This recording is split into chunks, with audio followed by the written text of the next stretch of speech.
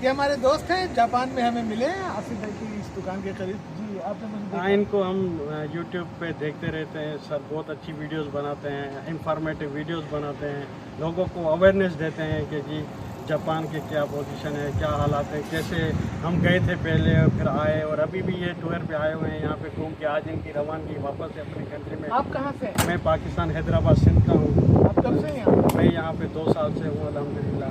कैसा लगता है आपको जापान? बहुत अच्छा, बहुत ज़बरदस्त, अच्छा घूमने के लिए अच्छी जगह है ना? घूमने के लिए बेहतरीन जगह है, पीसफुल माहौल है, अच्छे लोग हैं। हमारे लोगों को आना चाहिए। ज़रूर आना चाहिए और कोशिश करनी चाहिए कि पढ़ लिख के लैंग्वेज के साथ आएँ तो ज़्यादा बेहतर है, ताकि पाकिस्तानियों का अच्छा नाम रोशन हो। आपका नाम और कहाँ से ताल्लुक है? मेरा नाम है फयाज हुसैन, मैं हैदराबाद सिंध से ताल्लुक़ रखता हूँ, बाई कास्ट लाशारी हूँ, सिंधी हूँ और अल्हम्दुलिल्लाह 2 साल से यहीं काम करता हूँ।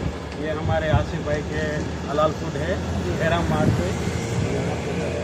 बहुत खुशी है आपसे मिलके। आपके साथ हैं जो अल्लाह को सलामती से ले जाए।